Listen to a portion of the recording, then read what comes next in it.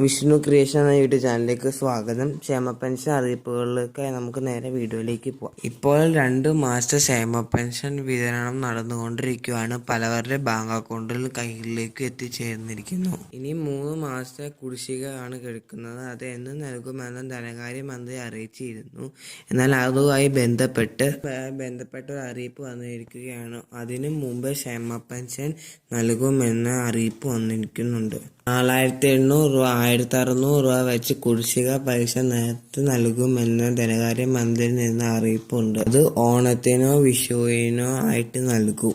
April 17-ന് Pinarayi സർക്കാരിന്റെ 2025 ഏറ്റവും ആദ്യത്തെ ബജറ്റ്. ഇതിൽ ക്ഷേമ പെൻഷൻ കൂടും എന്ന ചർച്ചകൾ നടക്കും. ഇതിൽ 200-300 വർദ്ധിപ്പിക്കാൻ സാധ്യതയുണ്ട്.